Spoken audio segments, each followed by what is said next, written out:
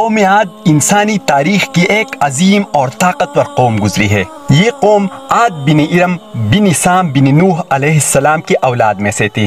اللہ تعالیٰ نے اس قوم کو غیر معمولی قد و قامت اور قوت عطا فرمائی تھی۔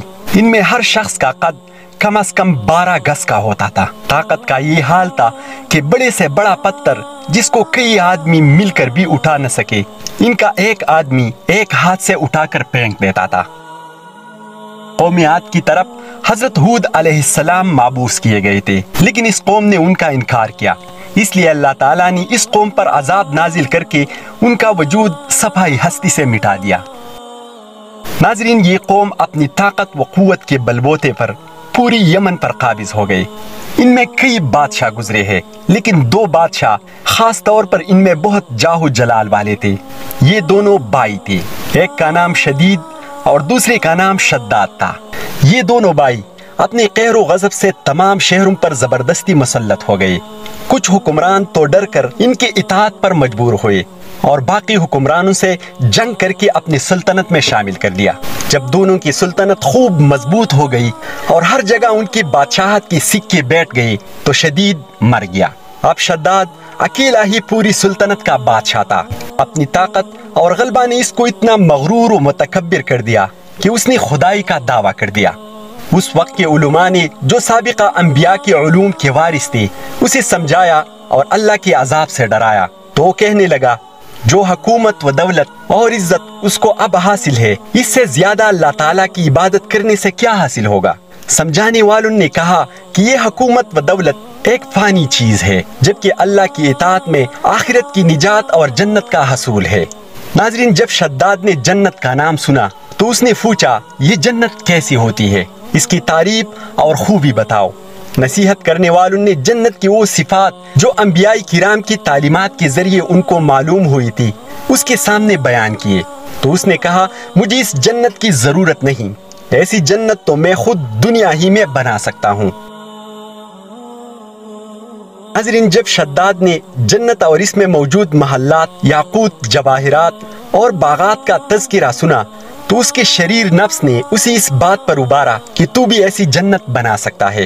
جب اس بدبخت کی دل میں یہ بات بیٹھ گئی تو 100 خزانچیوں کو بلایا اور ہر خزانچی کو 1,000 مددگار دے کر کہا جتنا ہمیں مطلوب ہے اس سے کہیں زیادہ خزانہ دنیا میں موجود ہے۔ شداد نے کہا تو پھر پوری دنیا میں پھیل جاؤ، زمین پر، سمندر میں، جہاں جہاں یاقوت، زمرد اور ہیری جواہرات کا خزانہ ہو سب لے لو۔ یہ کہہ کر شداد نے پوری دنیا کے بادشاہوں کو پیغام بھجوایا کہ وہ اپنے اپنے ملک کا خزانہ میرے شہر میں بھجوا دے۔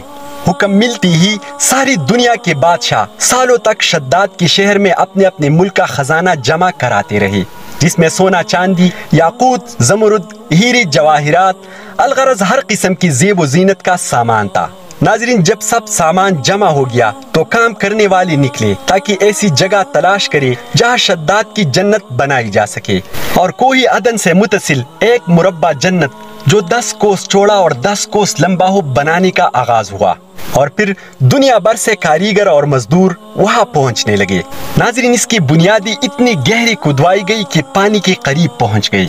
پھر ان بنیادوں کو سنگ سلیمانی سے بھروا دیا گیا۔ جب بنیادیں زمین کے برابر ہو گئی تو ان پر سونے چاندی کی اینٹوں کی دیواری چنی گئی۔ ان دیواروں کی بلندی اس زمانے کے گز کے حساب سے 100 گز مقرر کی گئی۔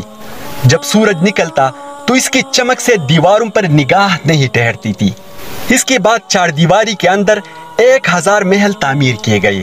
ہر محل 1000 ستونوں والا تھا اور ہر ستون جواہرات سے جڑاؤ کیا ہوا تھا۔ پھر شہر کے درمیان میں ایک نہر بنائی گئی اور ہر محل میں اس نہر سے چھوٹی چھوٹی نہری لے جائی گئی۔ ان نہروں کی دیواریں اور فرش یاقوت، زمرد، مرجان اور نیلم سے سجا دی گئی، اور پھر ان نہروں میں سے کسی کے اندر میٹھا پانی، کسی میں شراب، کسی میں دودھ اور کسی میں شہد و شربت جاری کر دیا گیا۔ نہروں کے کناروں پر ایسے مصنوعی درخت بنائے گئے جن کے جڑیں سونے کی، شاخیں اور پتے زمرد کے تھے۔ ان کے پل موتی و یاقوت اور دوسری جواہرات کے بنوا کر ان پر ٹانک دیے گئے۔ شہر کی دکانوں اور دیواروں کو مشک و زعفران اور عنبر و گلاب سے صیقل کیا گیا۔ یاقوت و جواہرات کے خوبصورت پرندے چاندی کی اینٹوں پر بنوائے گئے۔ नाज़रीन, जब तामीर मुकम्मल हो गई तो हुक्म दिया कि सारे शहर में रेशम के कालीन बिछा दिए जाए। नाज़रीन, बाज़ रिवायात के मुताबिक इस जन्नत की तामीर में 12 साल लगे। ये शहर जब इस सजावट के साथ तैयार हो गया तो तमाम उमरा और अरकानी दौलत को हुक्म दिया कि सब इसी में आबाद हो जाए। फिर शद्दाद खुद अपने लाओ लश्कर के हमरा इंतहाई तकब्बुर और गुरूर के साथ इस शहर की तरफ रवाना हुआ। जब शद्दाद शहर के करीब पहुंचा तो तमाम शहर वाले उसके इस्तकबाल के लिए शहर के दरवाजे के बाहर आ गए और उस पर ज़रो जवाहिर निछावर करने लगे। जब वो अपने बनाई हुई जन्नत के दरवाजे पर पहुंचा तो रिवायत है कि अभी उसने घोड़े की रकाब से एक पाँव निकालकर दरवाजे की चौखट पर रखा ही था कि उसने वहां पहले से एक अजनबी शख्स को खड़े हुए देखा। उसने पूछा, तू कौन है?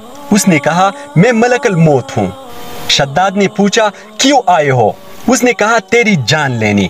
शद्दाद ने कहा, मुझको इतनी मोहलत दे दो कि मैं अपनी बनाई हुई जन्नत को देख लूं। जवाब मिला, मुझको हुक्म नहीं।